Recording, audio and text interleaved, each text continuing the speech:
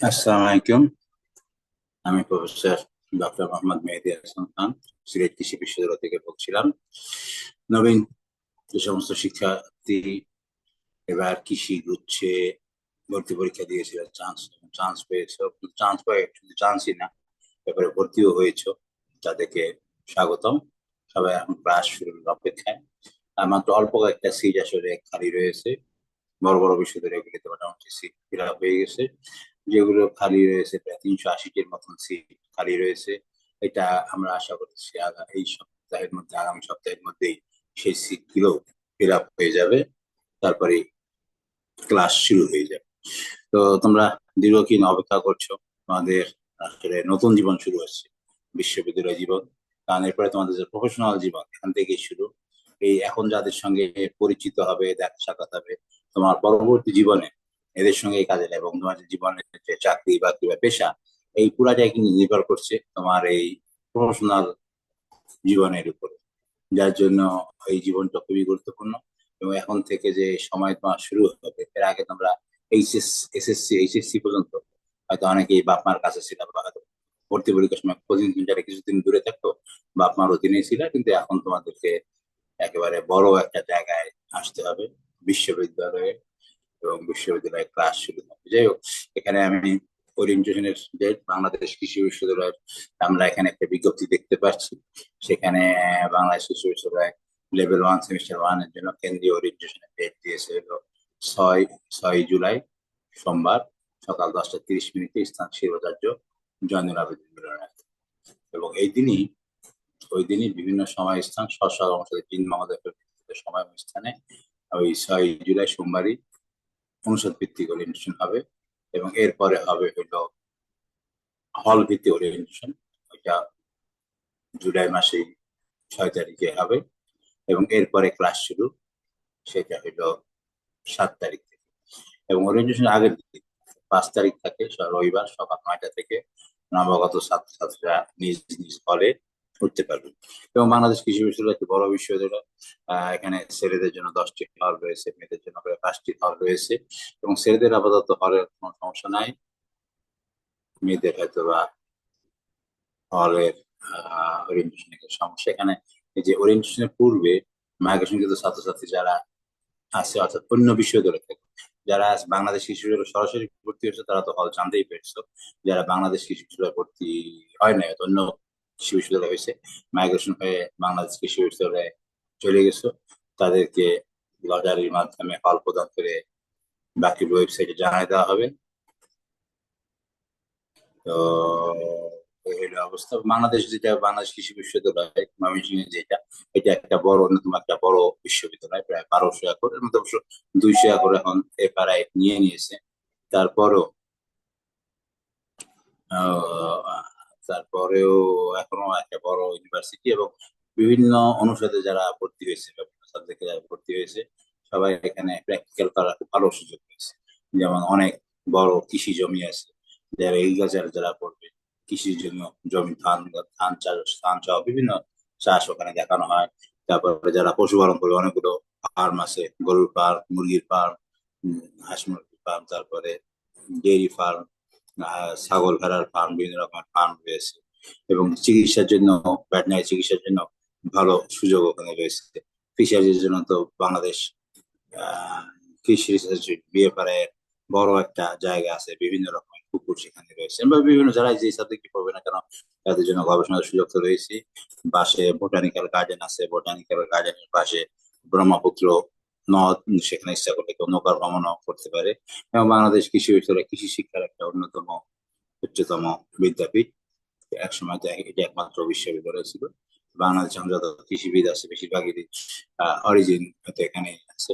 যাই হোক, তো আশা করি আপনারা ভালোভাবে পড়াশোনা করবেন। আরেকটা জিনিস যেটা চাইলে আমি অন্যান্য বিশ্ববিদ্যালয়গুলো বলে তারপরে কিছু শিক্ষার্থীদেরকে কিছু উপদেশ দেবো। এরপরে হলো গাজীপুর কৃষি বিশ্ববিদ্যালয়, তাদের এখনো আমি কোনো অফিসিয়াল নোটিশ পাইনি, তবে একজন মুখ থেকে শুনতে পারছি যে সম্ভবত 28শে জুন তাদের ওরিয়েন্টেশন, এবং তারপরেই তাদের ক্লাস শুরু হয়ে যাবে।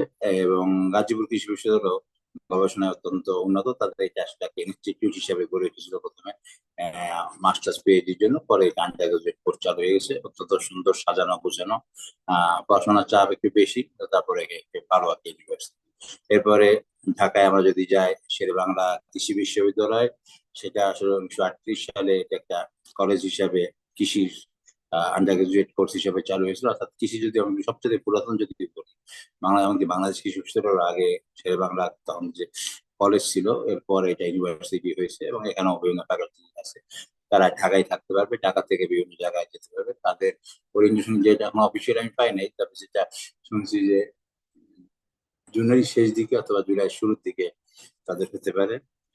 এরপরে সিলেট কৃষি বিশ্ববিদ্যালয়, সেইখানে সম্ভবত এখনো ফাইনাল ডেট হয়নি, স্টুডেন্ট অ্যাডভাইজারের সঙ্গে যেটা আলাপ হয়েছে যে 18 তারিখে ওরিয়েন্টেশন পেতে পারে, 19 তারিখে, 19শে জুলাই, 19শে জুলাই থেকে হয়তো বা ক্লাস শুরু হতে পারে একটা সম্ভাব্য তারিখ। অন্যান্য ইউনিভার্সিটি গুলো এখন পর্যন্ত আমরা, যেহেতু তাদের ভর্তি এখন কমপ্লিট হয়নি, যার জন্য এখন পর্যন্ত আমরা ওরিয়েন্টেশন ডেট পাইনি। তবে মোটামুটি বড় বড় অর্থাৎ পটুয়াখালী বা সিবাসে তারা হয়তো বা এই জুলাইয়ের মধ্যেই ওরিয়েন্টেশন করবে। আর নতুন ইউনিভার্সিটি গুলিতে হয়তো বা একটু দেরি হতে পারে, তাদের বিভিন্ন সুযোগ সুবিধার কারণে। এই হবিগঞ্জ কৃষি বিশ্ববিদ্যালয় তাদের এখন পড়াশোনা মডিউল সিস্টেম করছে, অর্থাৎ একটা সাবজেক্ট একটা 28 দিনের মধ্যে 21 দিন ক্লাস হবে, তারপরে পরীক্ষা শেষ। এভাবে তারা মডিউল সিস্টেমের মাধ্যমে বাংলাদেশে প্রথমবারের মতো মডিউল সিস্টেমের মাধ্যমে তাদের কোর্স কারিকুলাম শুরু করছে। যাই হোক, যে কথাটা আমি বলতে চাচ্ছি যে আমাদের অনেকেই মনে করে যে বিশ্ববিদ্যালয় শুধু ঘোরাফেরার জায়গা, আনন্দ, কিন্তু এটা আসলে পড়াশোনার জন্য প্রচুর চাপ। আহ অনেক ইউনিভার্সিটি থেকে সকাল 8টা থেকে ক্লাস শুরু হয়, কোনো কোনো ইউনিভার্সিটিতে 9টা, 9টা থেকে 5টা, বা 8টা থেকে 4টা, বা 8টা থেকে 5টা, এরকম ভাবে ক্লাস চলবে। অত ক্লাসের চাপ অত্যন্ত বেশি। প্রথম থেকে যেটা হলো আলাদা আলাদা প্রত্যেক সাবজেক্টের জন্য আমি যেটা পরামর্শ দেবো, প্রত্যেক সাবজেক্টের জন্য আলাদা আলাদা খাতা নিয়ে যাওয়া। অনেকে একটা খাতার মধ্যে 4-5টা সাবজেক্টে তো লেখে, এরপরে যখন পরীক্ষার সময় হয় তখন দেখা যায় খুঁজে পায় না। আরেকটা জিনিস ছিল, আগে তো হোয়াইট বোর্ডে লেখা হতো, এখন তো টিচার অনেক সময় তো পাওয়ার পয়েন্টে মাল্টিমিডিয়ায় তথ্য দেয়। অনেকে মনে করেন এখান থেকে তথ্য নিয়ে নেবো বা টিচারদের কাছ থেকে পিডিএফ নিয়ে নেবো, ওটা পড়লেই হবে। আসলে ওইটা হলো যথেষ্ট না। এই জন্য স্যাররা যখন কথাবার্তা বলবেন, এটাকে আমার যদি রেগুলার আমি লিখে ফেলি, লিখে ফেলার পর ওখান থেকে যদি আমি পড়তে পারি, বাংলাদেশের যে কৃষি বিশ্ববিদ্যালয়, যে কোনো বিশ্ববিদ্যালয়গুলিতেই বড় বড় লাইব্রেরি আছে। প্রয়োজন হলে কোনো বই থেকে আমি স্যার কোন কাছ থেকে কোন বই থেকে পড়তেছেন এটা আমি যদি রেফারেন্স নিয়ে নিই, সেখান থেকে যদি আমি বই থেকে তথ্য নিয়ে নিতে পারি, সেই সমস্ত ক্ষেত্রে আমি যদি প্রথম থেকে সিরিয়াস হই, পড়াশোনায় সিরিয়াস হই, তাহলে দেখা যাবে যে আমার পক্ষে ভালো রেজাল্ট করা সম্ভব। আর ছুটি ছাড়া তো আছেই, আমাদের এরপরে যে পূজার ছুটি আসবে, ক্রিসমাসের ছুটি, বিভিন্ন রকম ছুটি আছে। কোনো যে ছুটি নাই তা না, ছুটি আছে, সাপ্তাহিক ছুটি তো আছে। এই ছুটিতে আমরা ঘোরাফেরা বিভিন্ন জিনিস করা যাবে, সেমিস্টার শেষের পরই করা যাবে। যখন পড়াশোনার সময় অনেকে বলবে যে এখন থেকে পড়াশোনা করার দরকার নাই, ফার্স্ট ইয়ার থেকে তো সিরিয়াস হওয়ার দরকার নাই, কিন্তু তখনই কি সিরিয়াস না হলে রেজাল্ট তারা ভালো করতে পারে না। একবার পিছিয়ে গেলে আসলে ভালো করা কঠিন।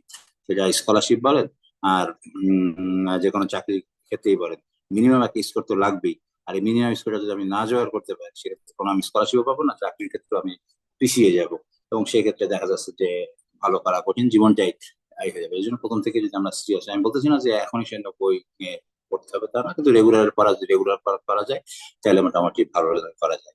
আর এই সময়টাও এখন কাজে লাগান, যাতে এই ক্লাস শুরু হলে যাতে আমরা ভালোভাবে এই করতে পারি। যদি কোনো স্কিল, যদি কম্পিউটার শিখতে পারেন, হ্যাঁ, সবার যখন কম্পিউটার ল্যাপটপ লাগবে তা না, অ্যাসাইনমেন্ট করতে হয়, অ্যাসাইনমেন্ট করার জন্য আপনার স্কিল গুলো দরকার। কম্পিউটারে type, word, Excel, PowerPoint, এই জিনিসগুলো যদি আপনারা শিখতে পারেন, এখন সময় আছে, এটা ভালো।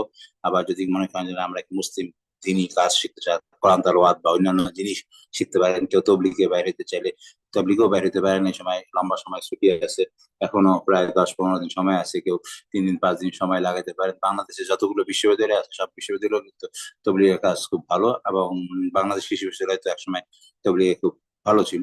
যদি কেউ ই করতে পারে, এমনকি মেয়েদের জন্য হলে তালিমের ব্যবস্থা আছে।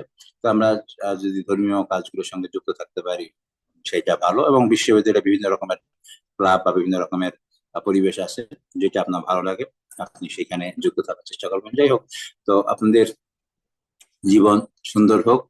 ভবিষ্যৎ যে কৃষি বিশ্ববিদ্যালয়ে ভর্তি হতে পেরেছেন, সৃষ্টিকর্তার কাছে শুক্রিয়া বা ধন্যবাদ জ্ঞাপন করি। লেখাপড়ায় সুন্দরভাবে লেখাপড়া করে ভালো থাকেন। তো আমরা আজকে এই পর্যন্তই। সবাইকে ধন্যবাদ। আসসালাম।